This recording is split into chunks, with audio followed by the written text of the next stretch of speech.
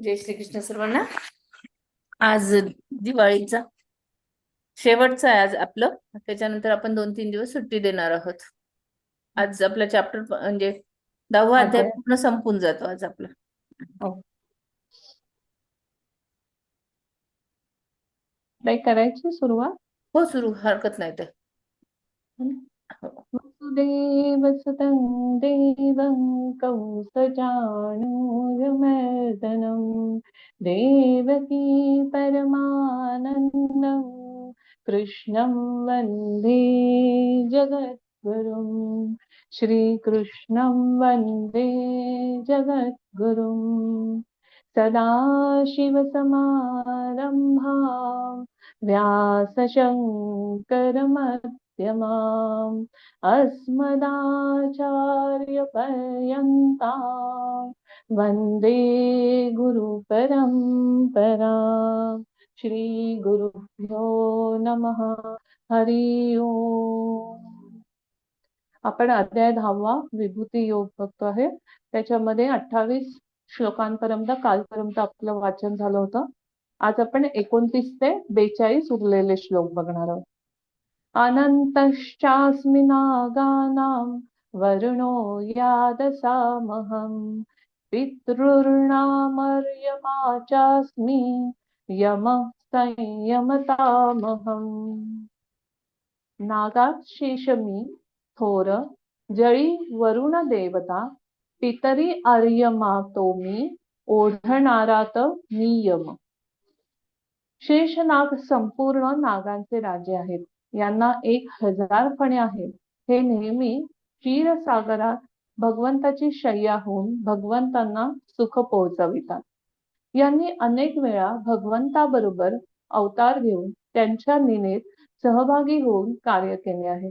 म्हणून भगवंतांनी त्यांना आपली विभूती म्हटले आहे. वरुणो याद सामहम. वरुण संपूर्ण जलजंतूंचे तसे जलदेवतांचे अधिपती आणि भगवंताचे भक्त आहेत. म्हणून भगवंतांनी त्यांनाही आपली विभूती म्हटले आहे. पितॄणामर्यमा चास्मि. कव्यवाह, अनल, सोम इत्यादी 7 पितृगण आहेत. या सर्वात अर्यमा नावाचे पितर मुख्य आहेत. म्हणून भगवंतांनी यांनाही आपली विभूती म्हटले आहे. यमः संयमतामहं. प्राण्यांवर शासन करणारा राजा इत्यादी जितके अधिकारी आहेत त्यापैकी यमराज मुख्य आहे. हे प्राण्यांना त्यांच्या पाप पुण्याचे फळ भोगवून त्यांना शुद्ध करतात. यांचे शासन न्याय आणि धर्मपूर्वक असते. हे भगवंताचे भक्त आणि लोकपालकही आहेत. म्हणून भगवंतांनी त्यांना आपली विभूती म्हटले आहे. हे कुंतीसुता, सर्व फुलांचा नायक वासुकी तो मी व सर्व नागांमध्ये श्रेष्ठ जो अनंत तोही मी. श्रीकृष्ण सांगतात, सर्व जलदेवात पश्चिम दिशेचा पती जो वरुण तोही मी. सर्व पितृगणात पितृदेवता जो अर्यमा तोही मी असे खरखर सांगतो. जे जगाचे शुभाशुभ कर्मे लिहितात, प्राण्यांच्या मनाच्या व शरीराच्या कर्माची झडती घेतात व कर्मानुसार भोगाचे फल देतात, त्या नियमन करणाऱ्या प्राण्यांच्या कर्माचा साक्षीभूत जो यमधर्म तोही मी, असे रमापती आत्माराम म्हणाले. या विभूतीत जी विलक्षणता दिसून येते ती यांची व्यक्तिगत नसते. ती तर भगवंतापासूनच आलेली असते आणि भगवंताचीच आहे. म्हणून यांचे ठिकाणी भगवंताचे चिंतन केले पाहिजे. प्रल्हादश्चास्मि दैत्यानां कालः कलयतामहं मृगाणां च मृगेन्द्रोऽहं वैनतेयश्च पक्षिणां. दितीपासून उत्पन्न झालेल्यांना दैत्य म्हणतात. या दैत्यांमध्ये प्रल्हाद मुख्य आहे आणि श्रेष्ठही आहे. हे भगवंताचे परम विश्वासू आणि निष्काम प्रेम भक्त आहे. म्हणून भगवंतांनी त्यांना आपली विभूती म्हटले आहे. प्रल्हाद तर फार पूर्वी होऊन गेले आहे, पण भगवंतांनी दैत्यात प्रल्हाद मी आहे असा वर्तमान काळी प्रयोग केला आहे. यावरून असे सिद्ध होते की भगवंताचे भक्त नित्य राहत असतात आणि श्रद्धा भक्तीनुसार दर्शनही देत असतात. ते भगवंतात लीन झाल्यावर जर कोणी त्यांचे दर्शन घेण्याची इच्छा केली तर त्याचे रूप घेऊन भगवंत दर्शन देत असतात. कालः कलयतामहम. ज्योतिषशास्त्रात काळानेच आयुष्याची गणना होत असते. म्हणून क्षण, घडी, दिवस, पक्ष, महिना, वर्ष इत्यादी गणना करणाऱ्याच्या साधनेत काळ भगवंताची विभूती आहे. मृगाणांच मृगेंद्रोहम. वाघ, हत्ती, चित्ता, अस्वल इत्यादी जितके काही पशु आहेत त्या सर्वात सिंह बलवान, तेजस्वी, प्रभावशाली, शूरवीर आणि साहसी असतो. हा सर्व पशूंचा राजा आहे.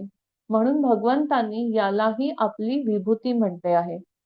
वैनतेयश्च पक्षिणा.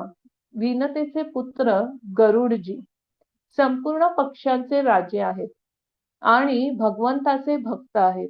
हे भगवान विष्णूचे वाहन आहेत आणि जेव्हा हे उडत असतात तेव्हा त्यांच्या पंखांमधून आपोआप सामवेदाच्या रुचा ध्वनित होतात. म्हणून भगवंतांनी यांनाही आपली विभूती म्हटले आहे. अरे दैत्य कुलात जन्मलेला प्रल्हाद, म्हणून जो दैत्य तो मी असे समज आणि म्हणूनच तो दैत्यांच्या स्वभावाने लिप्त झाला नाही. श्री गोपाळ कृष्ण म्हणतात, हरण करणारात जो महाकाळ तो मी व सर्व जनावरात वाघ तो मी असे समज.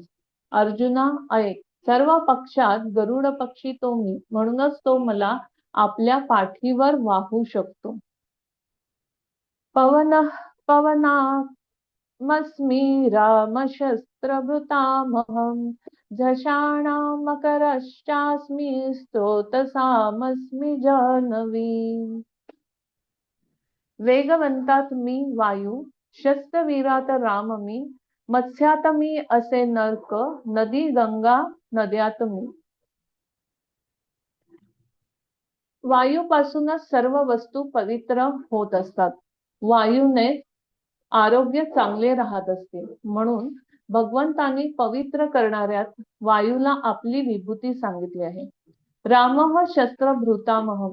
असे पाहिले तर राम अवतारी पुरुष आहेत, साक्षात परमात्मा आहेत. परंतु ज्यावेळी शस्त्रधाऱ्यांची गणना होत असते त्या सर्वात राम श्रेष्ठ आहेत. म्हणून भगवंतांनी रामांना आपली विभूती म्हटली आहे. झषाणां मकरचास्मि. जलचरांमध्ये मगर सर्वात बलवान असते. म्हणून जलचरांमध्ये मगरीला भगवंतांनी आपली विभूती सांगितले आहे.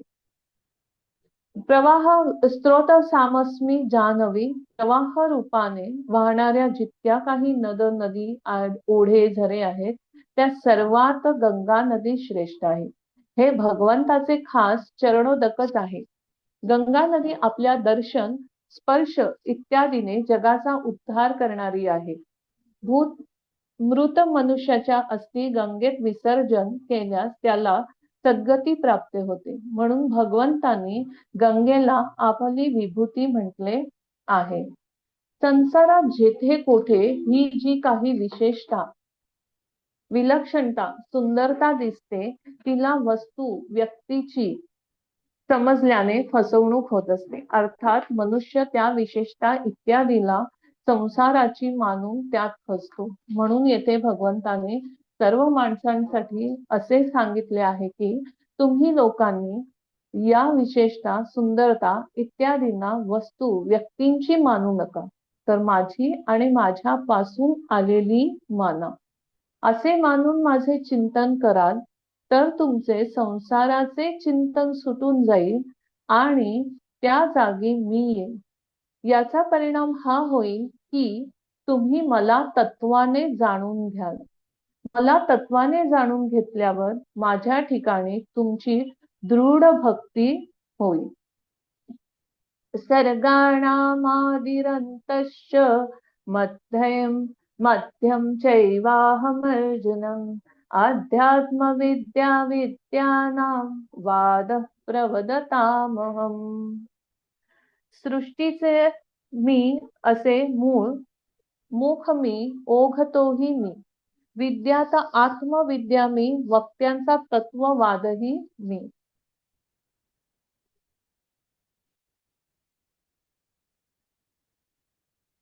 हे धनुर्धरा, या पृथ्वीवर ज्याप्रमाणे सर्व नक्षत्रे वेचून घ्यावी अशी मनात इच्छा उत्पन्न झाली असता आकाशाची मोठ बांधली, म्हणजे ती सर्व हाती येईल. जितके सर्ग किंवा महासर्ग होत असतात, अर्थात जितक्या प्राण्यांची उत्पत्ती होत असते, त्यांच्या आदी मध्य आणि अंतीही मी राहत असतो. तात्पर्य, सर्व काही वासुदेवच आहे, म्हणून संपूर्ण संसाराला, प्राण्यांना पाहतच भगवंताचे स्मरण झाले पाहिजे. अध्यात्म विद्या विद्यानाम, ज्या विद्येने मनुष्याचे कल्याण होते ती अध्यात्म विद्या म्हणविली जाते. दुसऱ्या सांसारिक कितीही विद्या हस्तगत केल्या तरीही शिकणे शिल्लकच राहत असते. परंतु ही अध्यात्म विद्या प्राप्त झाल्यावर शिकणे अर्थात जाणून घेणे काही बाकी राहत नाही. म्हणून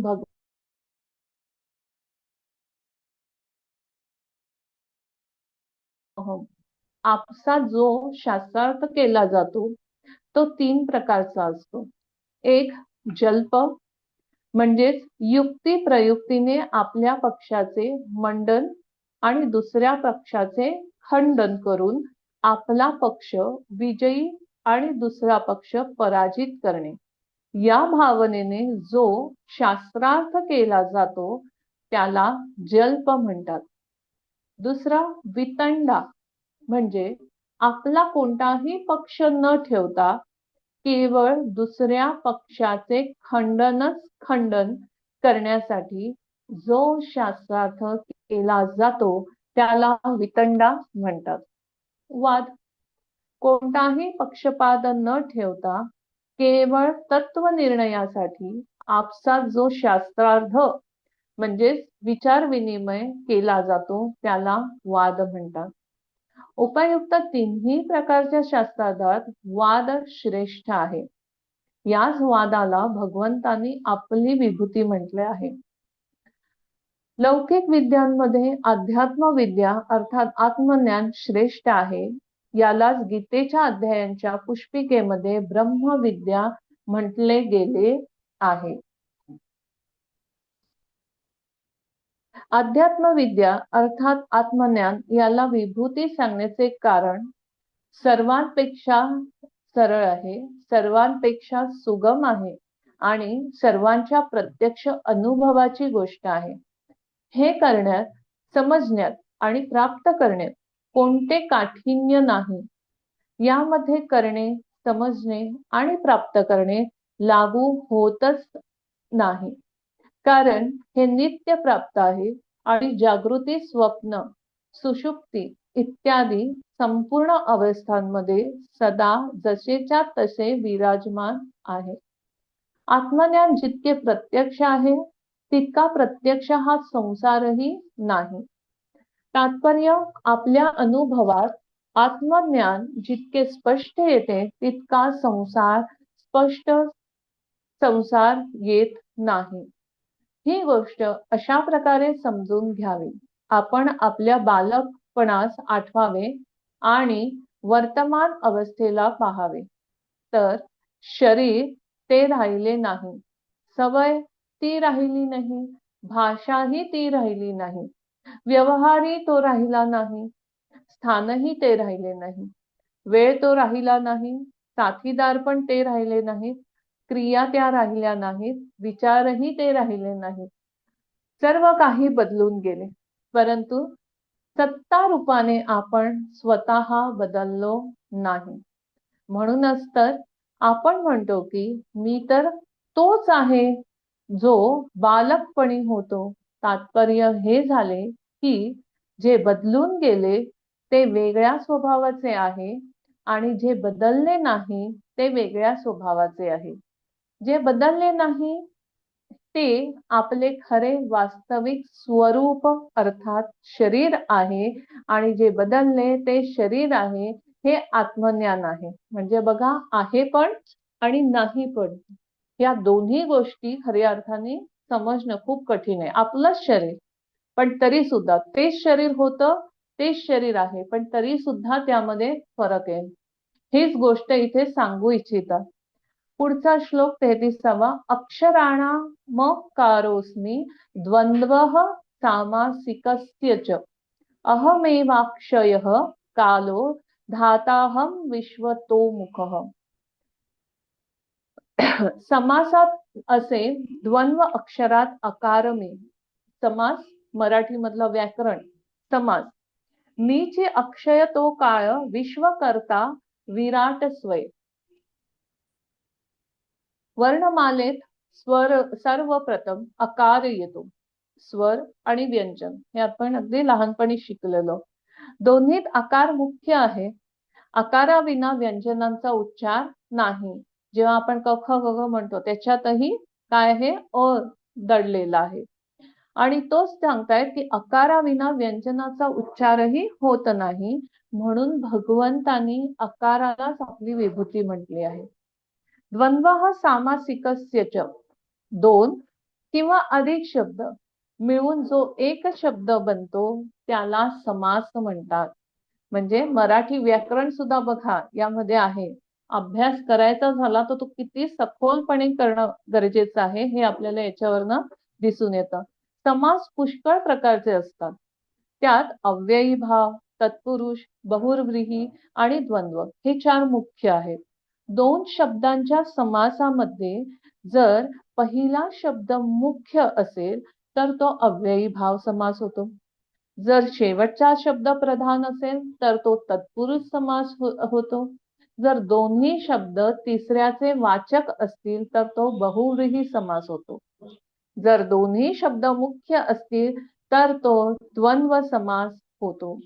द्वंद्व समासात दोन्ही शब्दाचे अर्थ मुख्य असल्याने भगवंताने याला आपली विभूती म्हटले आहे.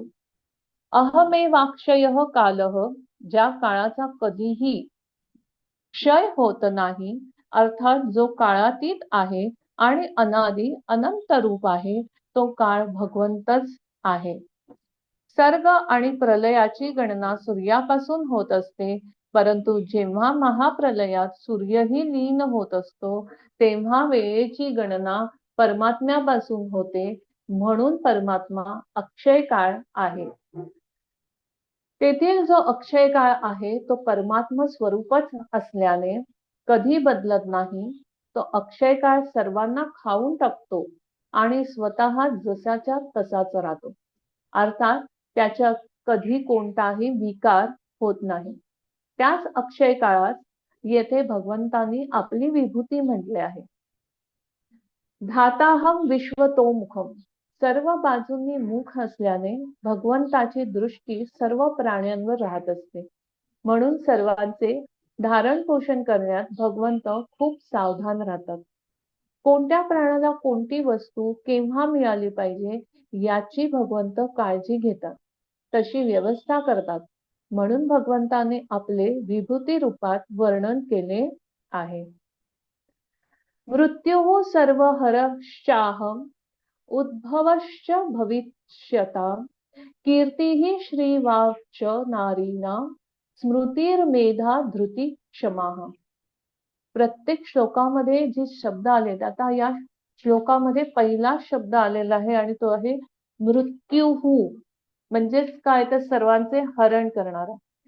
सर्व नाशक मी मृत्यू, होणारा जन्म मी असे. वाणी श्री कीर्ती नारित, क्षमा मेधा धृती स्मृती. मृत्यूमध्ये हरण करण्याची अशी विलक्षण शक्ती आहे की मृत्यूनंतर येथील आठवण सुद्धा राहत नाही. सर्व काही हरण केले जाते. वास्तविक हे सामर्थ्य मृत्यूचे नव्हे तर परमात्म्याचेच आहे.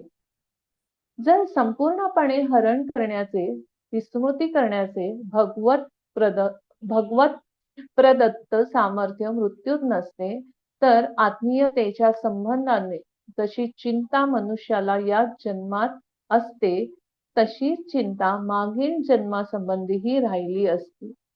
मनुष्याने न जाणू किती जन्म घेतले असतील. जर त्या जन्मांची आठवण राहिली असती तर मनुष्याच्या चिंतेचा, मोहाचा कधी अंतच लागला नसता. परंतु मृत्यूद्वारे विस्मृती झाल्याने पूर्वजन्माचे, कुटुंब, संपत्ती इत्यादींची चिंता राहत नाही. अशा प्रकारे मृत्यूमध्ये चिंता, मोह समाप्त करण्याचे जे सामर्थ्य आहे ते सर्व भगवंताचेच आहे. इथे एक उदाहरण म्हणजे पुनर्जन्म. कधी कधी आपण ऐकतो काही लोकांचा पुनर्जन्म होतो आणि त्यांना मागचं सगळंच आठवत असतं. अशी ही जी स्थिती असते ती खूप अतिशय त्रासदायक असते आणि म्हणून हा मृत्यू कसा आहे तर तो आवश्यक आहे. का? कारण तो सगळ्यांचं चिंता हरण करणारा आहे. पुढे सांगताहेत उद्भवश्य भविष्यताम. जसे पूर्व श्लोकात भगवंतांनी सांगितले की सर्वांचे धारण पोषण करणारा मीच आहे, तसेच या ठिकाणी सांगतात की सर्व उत्पन्न होणाऱ्या उत्पत्तीचा हेतू मीच आहे. तात्पर्य संसाराची उत्पत्ती, स्थिती आणि प्रलय करणाराही मीच आहे. कीर्ती श्री वाक्ष नारीणाम स्मृतिर मेधा धृती क्षमा. कीर्ती, श्रीवाक, स्मृती, मेधा, धृती आणि क्षमा या सातही संपूर्ण संसारातील स्त्रियात श्रेष्ठ मानल्या गेल्या आहेत. बऱ्यापैकी कीर्ती, स्मृती, मेधा, धृती आणि क्षमा या 5 दक्ष प्रजापती यांच्या कन्या आहेत. श्री महर्षी भृगूची कन्या आहे आणि वाक ब्रह्मदेवाची कन्या आहे. कीर्ती, श्री वाक, स्मृती, मेधा, धृती आणि क्षमा हे 7ही स्त्रीवाचक नावाचे गुण देखील संसारात प्रसिद्ध आहेत. सद्गुणांना अनुसरून संसारात जी प्रसिद्धी असते, प्रतिष्ठा असते, तिला कीर्ती म्हणतात. एकेका शब्दाची आता इथे त्यांनी पूर्णपणे व्याख्या थोडक्यात आपल्याला दिली आहे. स्थावर आणि जंगम असे 2 प्रकारचे ऐश्वर्य असते. जमीन, घर, धन, संपत्ती इत्यादी स्थावर ऐश्वर्य आहेत आणि गाय, म्हैस, घोडा, उंट, हत्ती इत्यादी जंगम ऐश्वर्य आहे. या दोन्ही ऐश्वर्यांना श्री म्हणतात. ज्या वाणीला धारण केल्याने संसारात यश, प्रतिष्ठा होत असते आणि जिच्यामुळे मनुष्य पंडित, विद्वान म्हणविला जातो तिला वाक म्हणतात. मागील ऐकलेल्या, समजलेल्या गोष्टींची आठवण येण्याला स्मृती म्हणतात. बुद्धीची जी स्थायी रूपाने धारण करण्याची शक्ती असते, अर्थात ज्या शक्तीने विद्या योग्य रीतीने स्मरणात राहते, त्या शक्तीचे नाव मेधा आहे. मनुष्याला आपला सिद्धांत, मान्यता इत्यादीवर अटळ ठेवणे व त्यापासून विचलित होऊ न देणाऱ्या शक्तीला धृती म्हणतात. दुसरा कोणी विनाकारण आपला अपराध केला तरी आपल्याला शिक्षा करण्याची शक्ती असूनही त्याला शिक्षा न करणे आणि त्याला इह परलोकी कुठेही त्या अपराधाची शिक्षा मिळू नये अशा प्रकारचा जो भाव ठेवून त्याला माफ करणे म्हणजेच क्षमा होय. कीर्ती, श्रीवाक या 3 प्राण्यांच्या बाहेर प्रकट होणाऱ्या विशेषता आहेत. तसेच स्मृती, मेधा, धृती आणि क्षमा या 4 प्राण्यांच्या अंतःकरणात प्रकट होणाऱ्या विशेषता आहेत. कारण या 4ही स्वभावानुसार, व्यक्तीनुसार आपल्याला वेगवेगळ्या दिसून येतात. या 7ही विशेषतांना भगवंतांनी आपली विभूती सांगितली आहे. या ठिकाणी ज्या विशेष गुणांना विभूती रूपाने म्हटले आहे याचे तात्पर्य केवळ भगवंताकडे लक्ष करविण्याकडे आहे.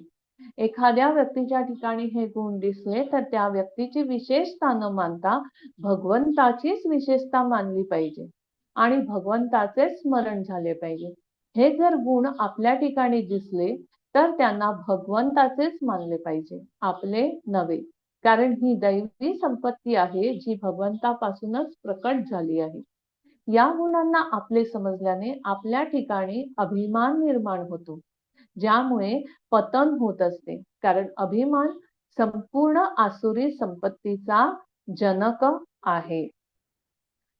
बृहत् साम तथा सामनाम गायत्री छंद सामहम मासानां मार्गशीर्षोभम अमृतानां कुसुमाकरः.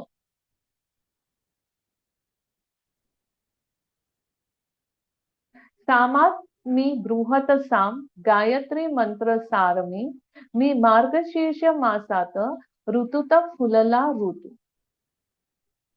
सामवेदात बृहत साम नावाची एक गीती आहे.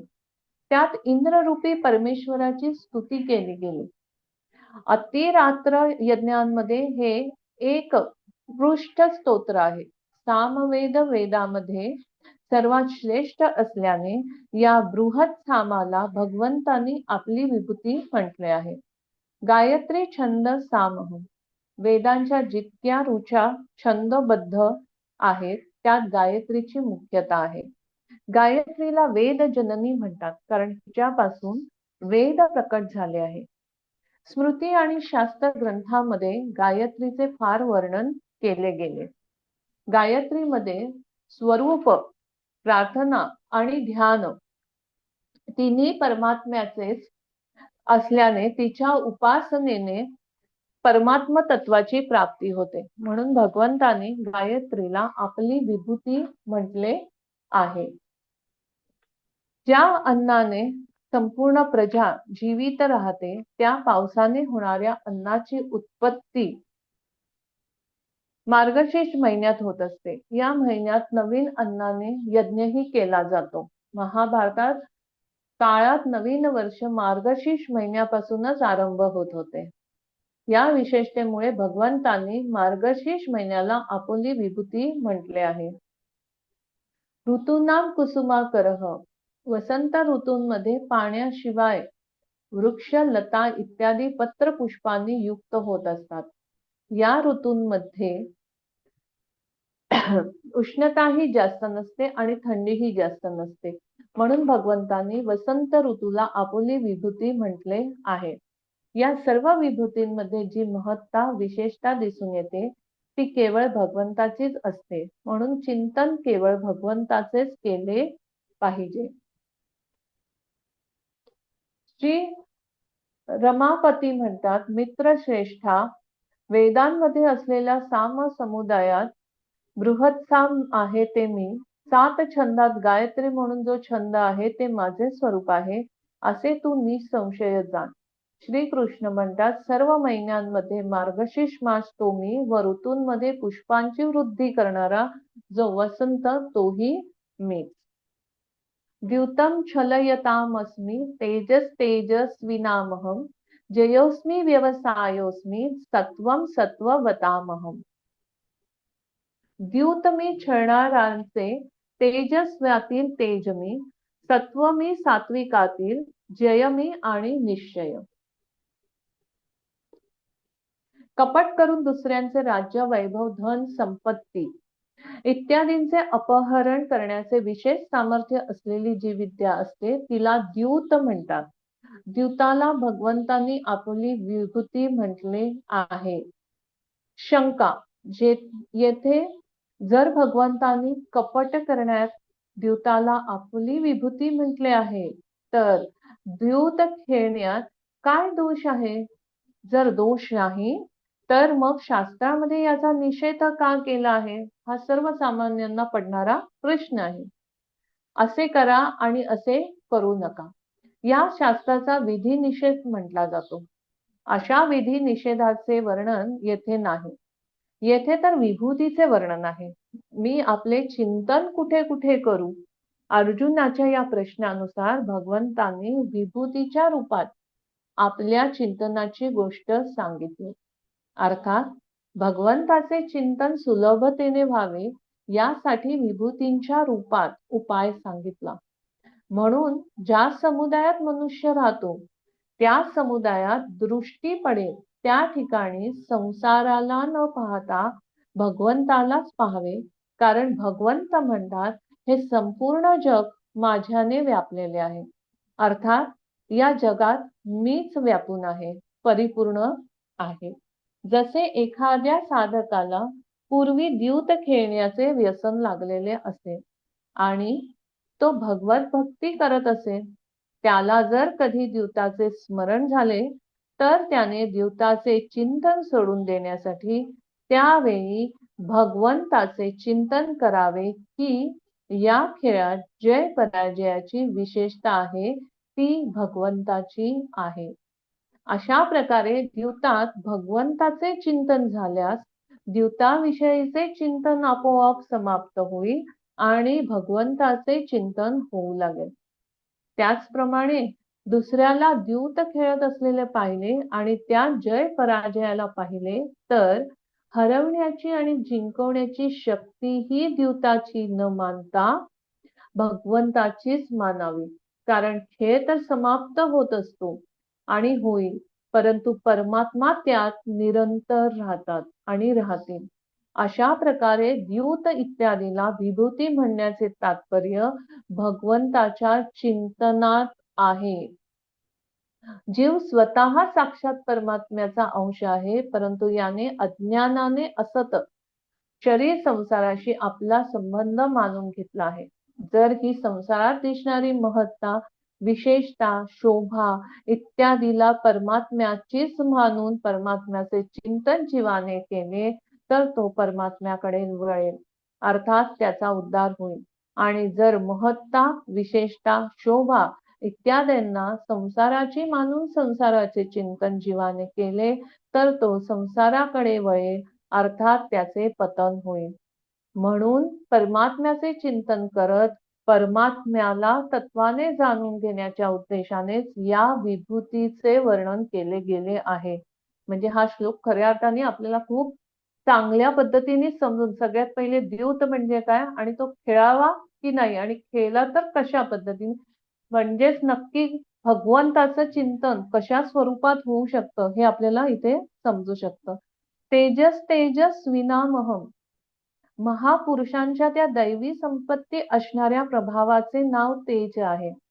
ज्यांच्या समोर पापी मनुष्य देखील पाप करण्याचे धाडस करत नाही, या तेजाला भगवंतांनी आपली विभूती म्हटले आहे. जयोस्मी, विजय सर्व प्राण्यांना प्रिय असतो.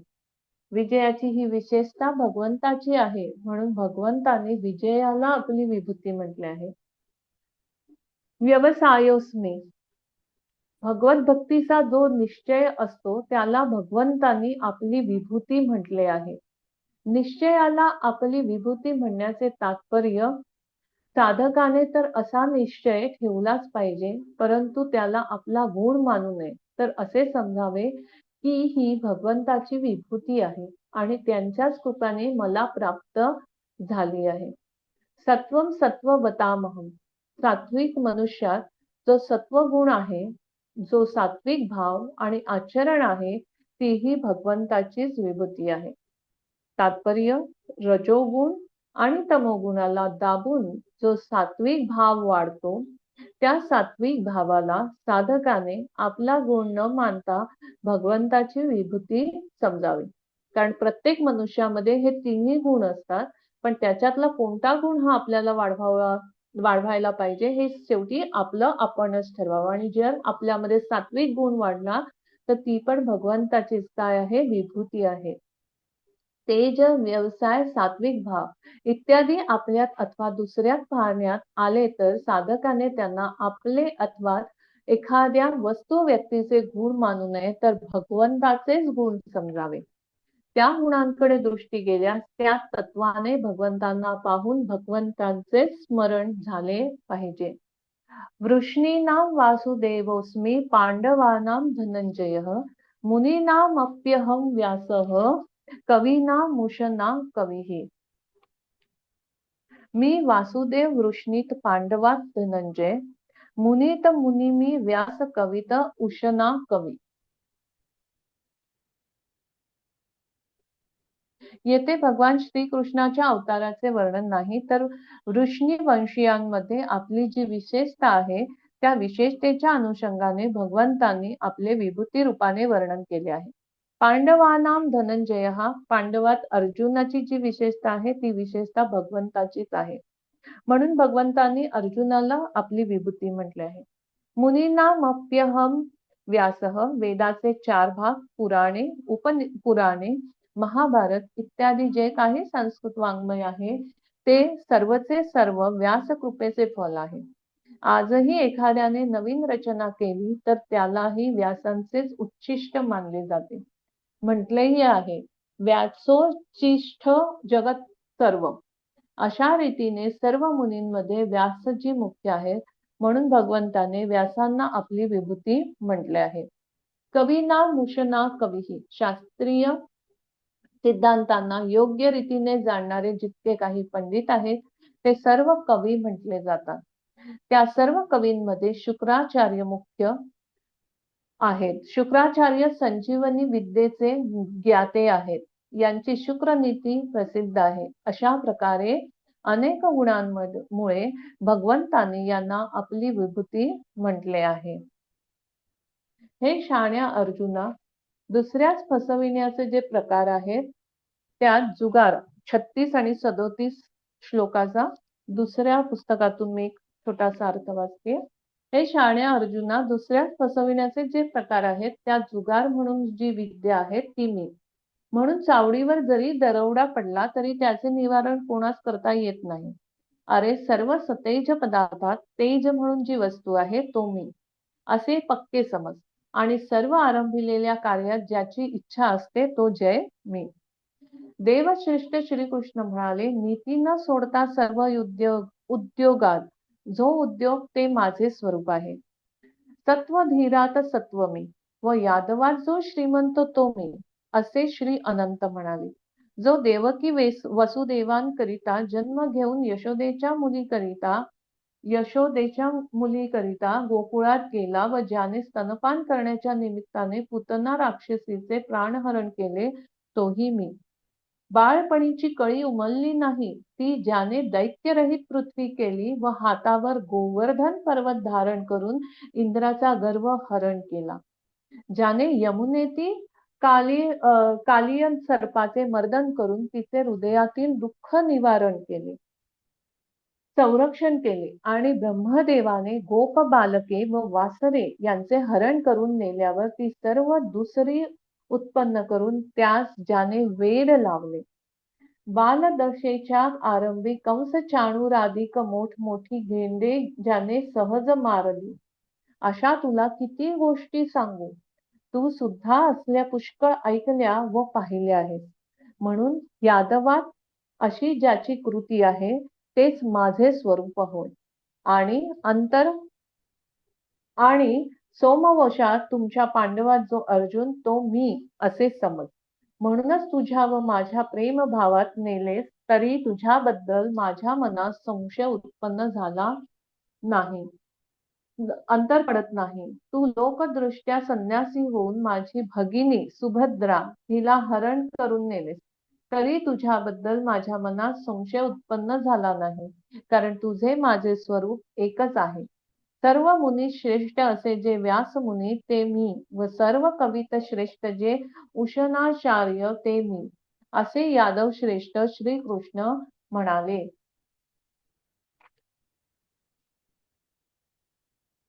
दंडो दमयतामस्मि नीतिरस्मि जिगीषताम् मौनं चैवास्मि गुह्यानां ज्ञानं ज्ञानवतामहम्.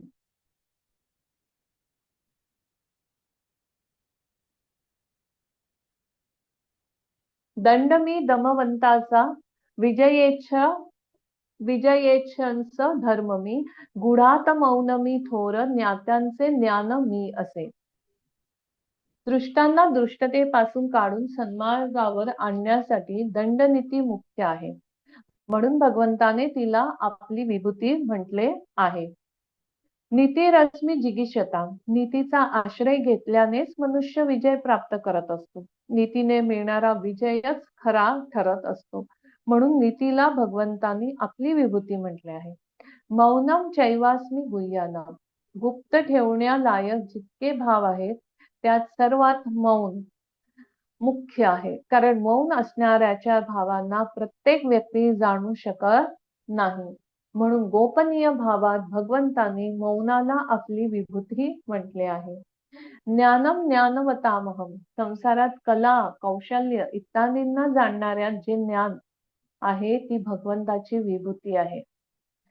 या सर्व विभूतीत जी विलक्षणता आहे ती यांची व्यक्तिगत नाही तर परमात्म्याचीच आहे. म्हणून परमात्म्याकडेच दृष्टी गेली पाहिजे. अरे दमन करणाऱ्यांमध्ये दंड तो मी, जो मुंगीपासून ब्रह्मदेवांपर्यंत सर्वांस सारखे शासन करतो तो मी असे समज. सारासार विचार करून ज्या शास्त्रात धर्माचे अनुकरण केलेले असते ते सकल शास्त्रातील नीतिशास्त्र मी. हे बलवान अर्जुना, सर्व गुह्य गोष्टीत मौन ते मी. म्हणून मौन धारण करणाऱ्यांपुढे ब्रह्मदेव देखील अज्ञानी ठरतो. म्हणजे मौनामध्ये एवढी शक्ती आहे. अरे ज्ञानांच्या ठिकाणी जे ज्ञान आहे ते मी असे समज. आता विभूती विस्तार राहू दे, कारण काही केले तरी त्याचा अंत लागणार नाही. यश्चापि सर्वभूतानां बीजं तदहम अर्जुन, न तदस्ति विना यस्यान्मया भूतं चराचरम. तसेची सर्व भूतांचे बीज जेते ही जाण मी. हे पहा अर्जुना, दोन्हीकडे येथे भगवंत संपूर्ण विभूतींचे तात्पर्य सांगत आहे. सर्वांचे बीज अर्थात कारण मीच आहे आणि कारणही मीच आहे. अर्थात संसाराला निर्माण करणारा मीच आहे आणि संसार रूपाने बनणाराही मीच आहे. भगवंताने 7व्या अध्यायाच्या 10व्या श्लोकात आपल्याला सनातन बीज, 9व्या अध्यायाच्या 18व्या श्लोकात अव्यय बीज आणि येथे केवळ बीज म्हटले आहे. याचे तात्पर्य मी जसाच्या तसा राहत असूनही ही संसार रूपाने प्रकट होत असतो आणि संसार रूपाने प्रकट होऊनही मी त्या जसाच्या तसा व्यापक राहत असतो. न तदस्ति विना यस्यान्मया भूतं चराचरम. संसारात जड चेतन, स्थावर जंगम, चर अचर इत्यादी जे काहीही दिसून येते ते सर्व माझ्याशिवाय असू शकत नाही. सर्व माझ्यापासूनच उत्पन्न होतात. अर्थात सर्व काही मीच मी आहे. या वास्तविक मूळ तत्वाला जाणून घेऊन साधकाची मन, बुद्धी, इंद्रिये कोठे जातील अथवा मनबुद्धीत संसाराची काही गोष्ट आठवेल त्या सर्वांना भगवंताचे स्वरूप मानावे. असे मानल्याने साधकाचे भगवंताविषयीचे चिंतन होईल, दुसऱ्याचे नव्हे. कारण तत्वतः भगवंताशिवाय दुसरे काहीच नाही. म्हणजे सजीव निर्जीव सर्वांमध्ये इथे आपल्याला काय दिसून आलं पाहिजे? भगवंत. भक्त प्रल्हादांची गोष्ट आपल्याला माहितीच आहे आणि भगवंतांनी खरोखर त्या खांबातून दर्शन दिलं. म्हणजे इथे सगळ्यात महत्वाचा काय आहे? भाव. भाव हा सगळ्यात महत्वाचा आहे आणि हेच इथे थोडक्यात सांगण्याचा प्रयत्न करून देत आहेत. येथे भगवंतांनी म्हटलं आहे की माझ्याशिवाय चर अचर काहीही नाही. अर्थात सर्व काही मीच मी आहे. आणि 18व्या अध्यायात 40व्या श्लोकात म्हटले की सत्व, रज आणि तम या 3 गुणांशिवाय काहीही नाही. सर्व गुणांचेच कार्य आहे. अर्जुनाने प्रश्न केला आहे की मी आपले कुठे कुठे चिंतन करू? म्हणून उत्तरात भगवंत म्हणतात की तुझ्या मनात ज्याचे ज्याचे चिंतन होईल ते सर्व मीच आहे. परंतु तेथे सांख्य योगाचे प्रकरण आहे. सांख्य योगात प्रकृती आणि पुरुष दोघांच्या विवेकाची तसेच प्रकृतीशी संबंध विच्छेद करण्याची मुख्यता असते. प्रकृतीचे कार्य असल्याने संपूर्ण सृष्टी त्रिगुणमयी आहे. म्हणून तेथे तिन्ही गुणांपासून रहित कोणीही नाही असे म्हटले गेले आहे. भगवंतांनी अहमात्मा गुडाकेश पासून बीजम तदम अर्जुन पर्यंत ज्या 82 विभूती सांगितल्या आहेत त्याचे तात्पर्य लहान मोठे उत्तम मध्यम अध्यम सांगण्यात नाही, तर कोणतीही वस्तू, व्यक्ती, घटना, परिस्थिती इत्यादी समोर आली तरी त्यात भगवंताचे चिंतन झाले पाहिजे. कारण मुळात अर्जुनाचा प्रश्न हाच होता की आपले चिंतन करत मी आपणाला कसे जाणून घेऊ आणि कोणकोणत्या भावात मी आपले चिंतन करू? या प्रश्नाच्या उत्तरात चिंतन करण्यासाठी भगवंतांनी आपल्या विभूतींचे संक्षिप्त वर्णन केले आहे. जसे गीतेत पुरोहितेत बृहस्पतीला आपली विभूती सांगितली, पुरोधसांच मुख्य माम विद्धी पार्थ बृहस्पती. आणि भागवतात भगवंतांनी पुरोहितात वसिष्ठजींना आपली विभूती म्हटले आहे, पुरोधसाम वसिष्ठोहम.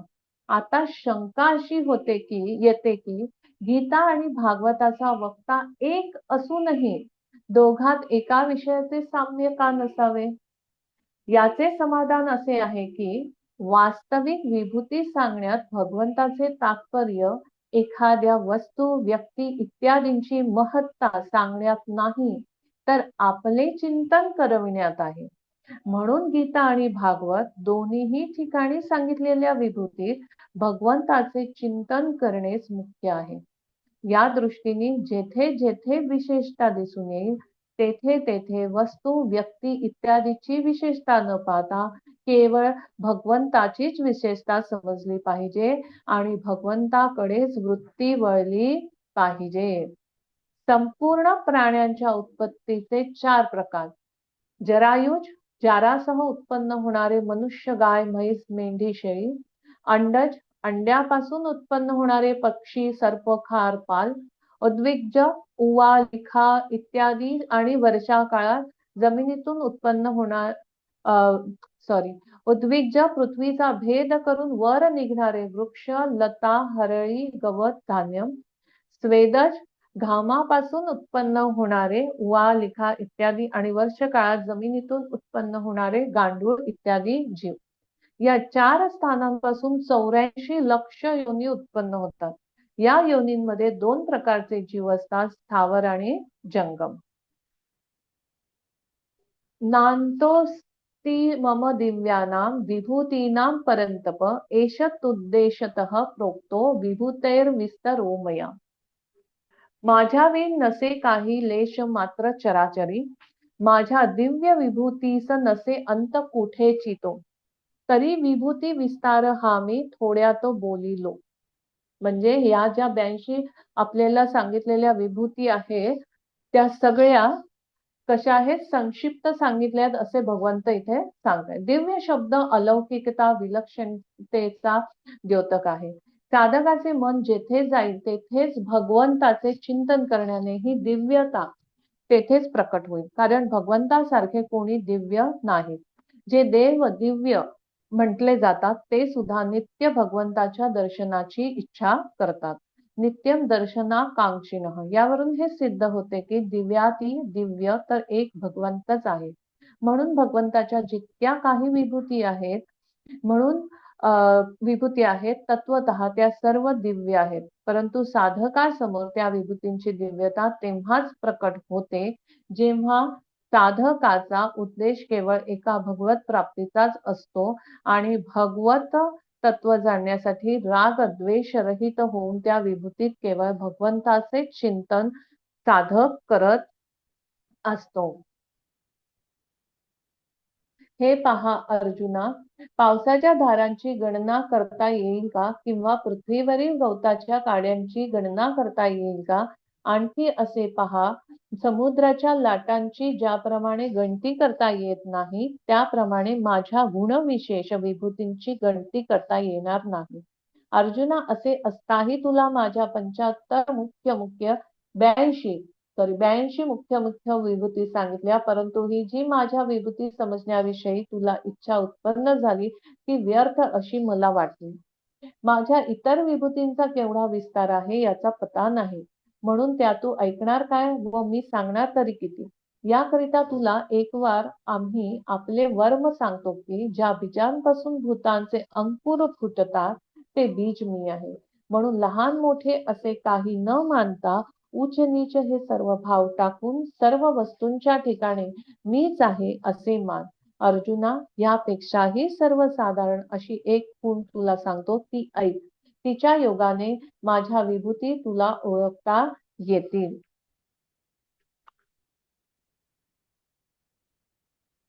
यद्यद्विभूतिमत्सत्त्वं श्रीमधुर्जितमेव वा तत्तदेवावगच्छत्वं मम तेजोशमसंभवम्. विभूतीयुक्त जी वस्तू लक्ष्मीवंत उदात्त वा माझ्याची किरणातून निघाली जाण ती असेल.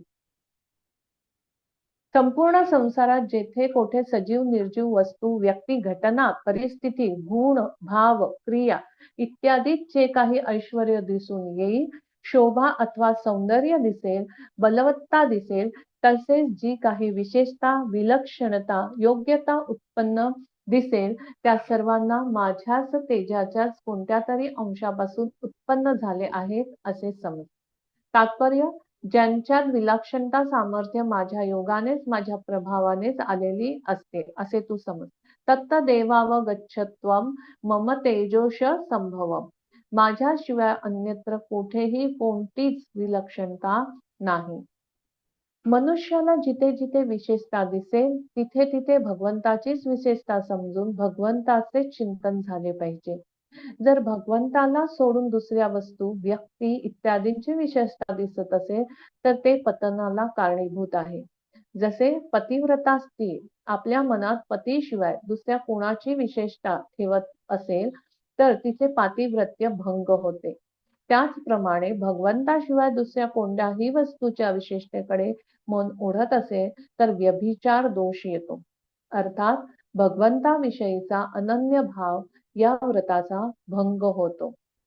संसारात लहानात लहान मोठ्यात मोठी वस्तू व्यक्ती क्रिया इत्यादी जी काही महत्ता सुंदरता सुखरूपता दिसत असेल आणि जी काही लाभरूपता हितरूपता दिसत असेल ती वास्तविक सांसारिक वस्तूची नाही. जर त्या वस्तूची असती तर ती सर्व वेळीच राहिली असती आणि सर्वांना दिसली असती. परंतु ती सर्व काळी दिसत नाही आणि सर्वांनाही दिसत नाही. यावरून सिद्ध होते की या वस्तूचे महत्व नाहीच तर मग कोणाचे आहे? त्या वस्तूचा जो आधार आहे त्या परमात्म्याचे आहे.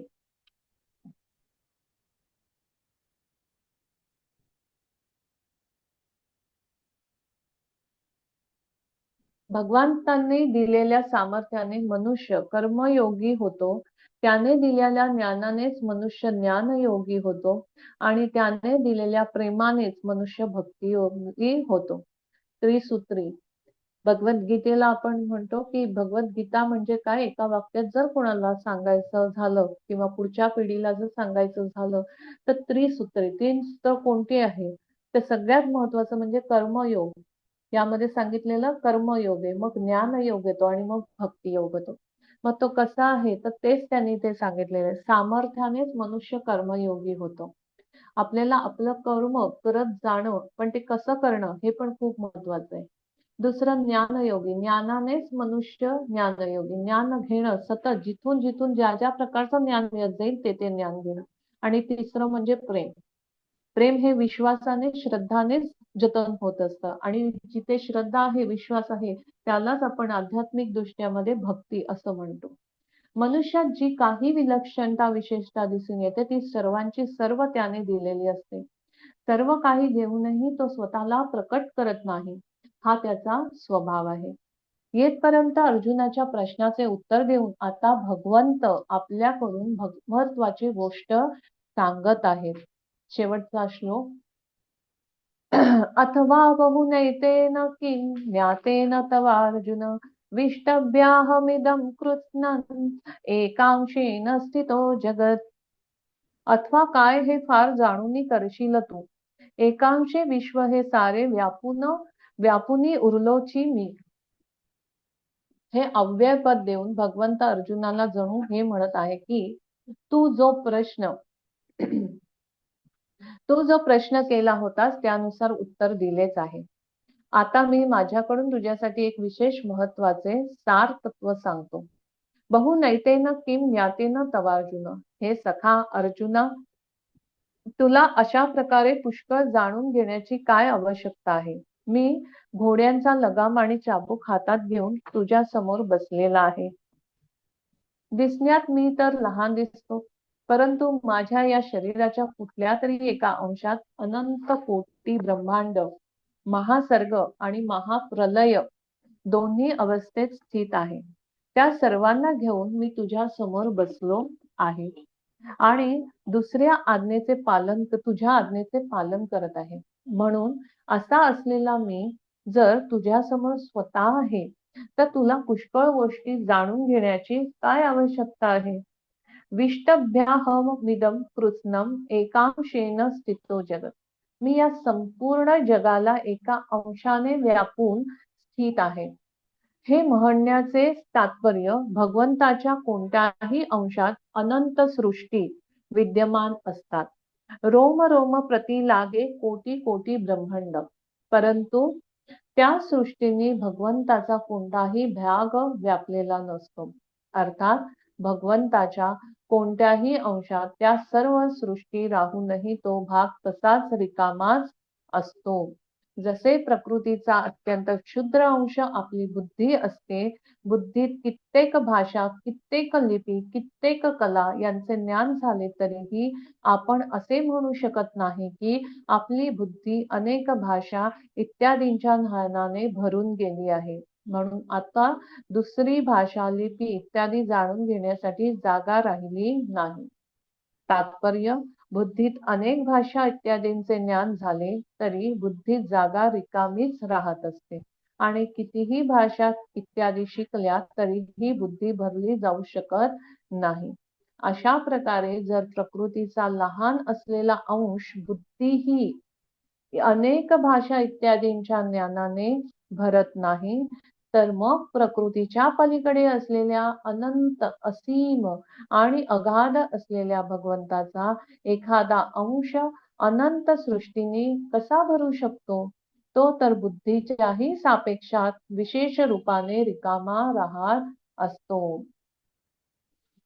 भगवंतच जगत रूपाने स्थित आहेत, कारण व्याप्य आणि व्यापक, सूक्ष्म आणि महान, सत आणि असत दोन्ही भगवंतच आहेत. भगवंत अनंत आहेत, म्हणूनच अनंत ब्रह्मांड त्यांच्या कुठल्या तरी एका अंशातच स्थित आहे. एकांशेन स्थितो जगत. भगवंताच्या कथनाचे तात्पर्य आपल्याकडे दृष्टी करण्यात आहे की सर्व काही मीच तर आहे. माझ्याकडे पाहिल्यावर मग कोणतीही विभूती बाकी राहणार नाही.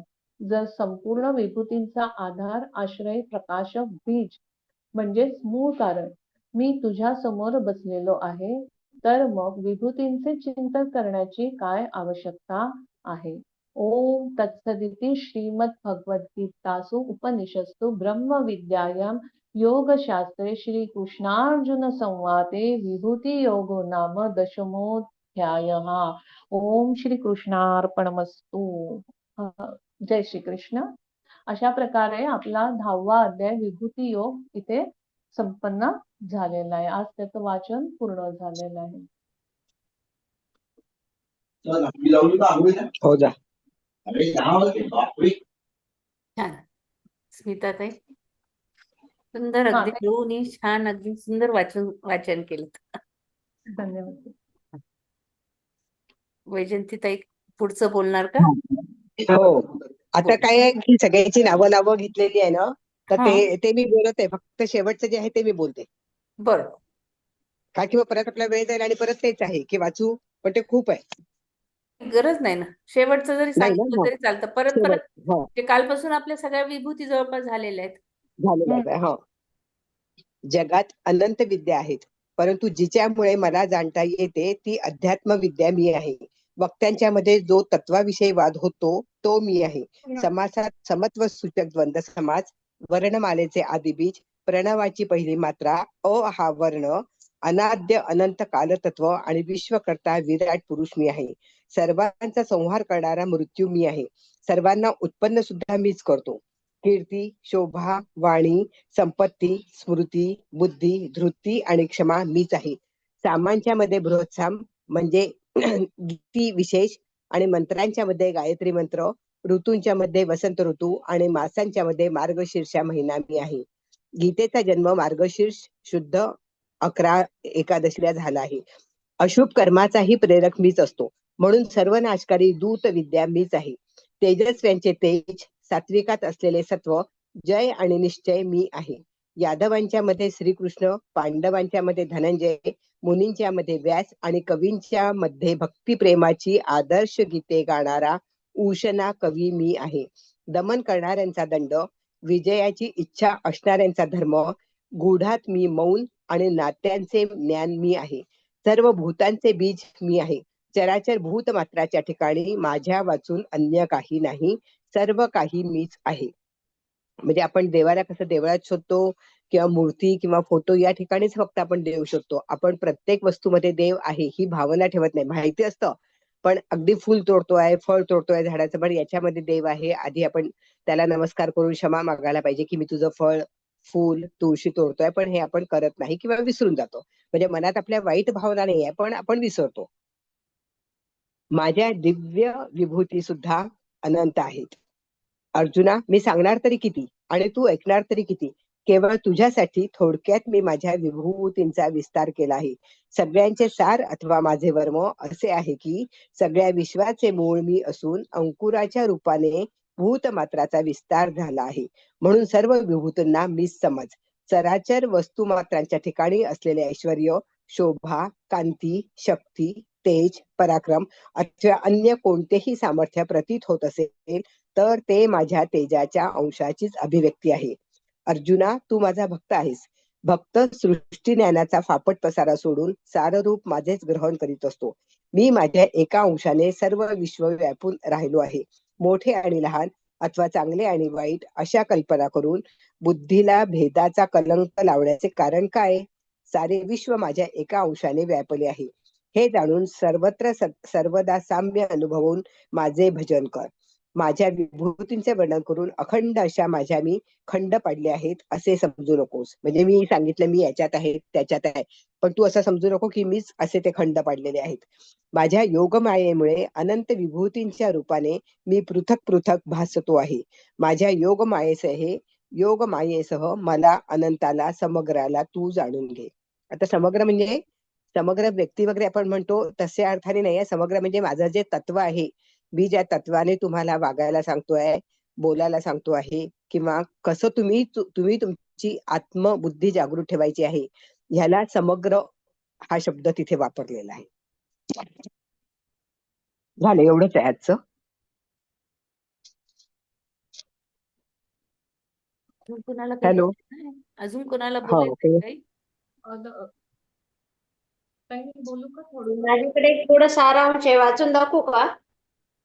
हो चालेल ना, वाचा काही हरकत नाही. हम्म. ज्ञानेश्वरीतलंच आहे. या ज्ञानेश्वर महाराज म्हणतात, हे गुरुराया तुला नमन असो. हे जगन्नाथा तुला वंदन असो. गुरुराया तुमचा अनुग्रह म्हणजे जणू साक्षात गणेशाचा प्रसादच. त्यामुळे जवळही आता वाङ्मय विपुलता निर्माण होईल. आपल्या कलाहस्तकाच्या कृपादृष्टीने जीव हा शिवरूप होतो. अशा शिवाचा हट्ट ईश्वरही पूर्ण करीत असतो. तसेच तुम्ही मला सकल शास्त्राचे ब्रह्मविद्या अशी गीता प्राकृत भाषेत ओवीबद्ध करण्याची अधिक शक्ती द्यावी. श्रोते हो, ही रसपूर्ण कहाणी मी माझ्या भाषेत तुम्हाला अशा सुंदर शब्दात सांगेल की संस्कृत आणि मराठी या एकमेकांची शोभा वाढवते. यादवेश्वर श्रीकृष्ण पुढे सांगतात, अर्जुना, पीक जास्त वाढते म्हणून शेतकऱ्याला जसा लागवडीचा कंटाळा येत नाही, तसेच तू ऐकतो आहेस म्हणून मला अधिक सांगावे वाटत आहे. आता मी तुला माझ्या विभूती विस्तार योगातील माझे परब्रह्म रूप सांगणार आहे. वास्तविकता माझ्या विभूतीचा विस्तार इतका आहे की विश्व म्हणजे मी आहे. मला जाणण्यास वेद, मुखे, प्राण, पांगळे आहेत. सागरात जसा लाटा मावत नाही तसे माझे स्वरूप कोणी जाणू शकत नाही.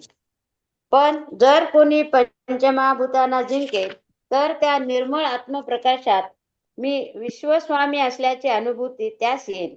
असा पुरुष प्रकृती दोषापलीकडे गेलेला असतो. अर्जुना, बुद्धी, ज्ञान, असमोह, सहनशीलता, क्षमा, सत्य, दम, शम, अहिंसा, समता, संतोष, तप, भय, निर्भयता, यश, अपकीर्ती आदी माझ्यामुळेच होतात. सूर्यामुळे जसा प्रकाश आणि अंधार तसा माझ्यामुळे भाव आणि अभाव आद्य असा मी माझ्याच मनाला व्यालो आहे. माझ्याच विभूतीने सर्व जग व्यापलेले आहे. ब्रह्मदेवापासून मुंगीपर्यंत मीच आहे. जन्म, निर्वाह, मृत्यू मजमुळेच आहेत. हे सत्य तो जाणतो आणि निश्चय उत्कटतेने जो मला भजतो, मलाही त्याचा छंद लागतो. असे भक्त नेहमी भक्तीतील आनंदाने उकळ्या घेत असतात. कमल कलिका पूर्ण विकसित झाली म्हणजे त्याच्या हृदयातील मकरंद ती दडवू शकत नाही. त्याचप्रमाणे असे भक्त स्वतःतील माझा आकार सर्वत्र उधळत असतात. भक्ताला माझे कौतुक असते आणि मलाही त्याची आवड असते. याविषयी अर्जुन म्हणाले, देवा, आता माझे मनोधर्म शांत आहे. माझ्या संसारात मन निघून गेला आहे. तुमच्या मुखातील अमृतवाणीने माझे अज्ञान फिटले आहे. तुम्हीच सर्व महाभूताचे विश्रांती स्थान आहात. तुम्हीच अनादिसिद्ध ब्रह्मांडाचा आश्रय आहात. देवा, भाग्य अनुकूल होईपर्यंत उद्योगाला फळ येत नाही. त्याचप्रमाणे मलाही हे कळण्यास उशीर झाला. आकाशाची विशालता आकाशात जाणे, त्याचप्रमाणे तुझी विशालता तूच जाणतोस. म्हणून देवा, तुझ्या विभूती मला विस्तार सांग. सूर्य कधी शिळा होतो का? गंगा कधी पारशी असते का? तसेच तुझे अमृत बोल मला श्रवण करीतच राहावे असे वाटते. यावर संतोष होऊन श्रीकृष्ण म्हणाले, अर्जुना, माझे असंख्य विभूती आहेत.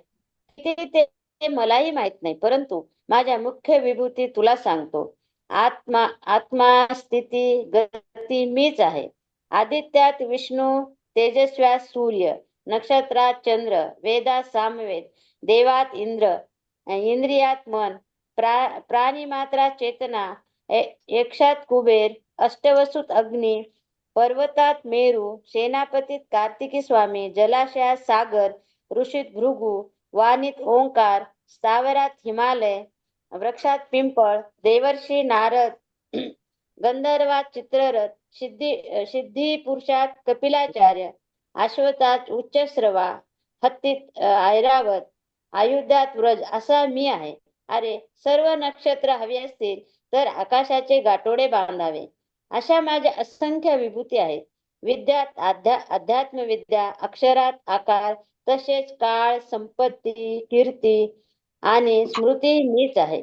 स्रोतात बृहत्साम, छंदात गायत्री, ऋतूत वसंत, शास्त्रात नीतिशास्त्र असा मी आहे. पर्जन्यधारा मोजता येत नाही, तशी माझ्या विस्ताराला मर्यादा नाही. म्हणजे सृष्टी ज्या बीजापासून निर्माण झाली ते बीज मी आहे. जेथे संपत्ती आणि दया एकत्रित असतील तेथे माझी विभूती समज. वायूला जसे डावे उजवे अंग नसते, तसेच माझ्या स्वरूपाच्या ठिकाणी सामान्य विशेष भाव काही नाही. रामकृष्ण हरी. ऐकायला आलं का ताई?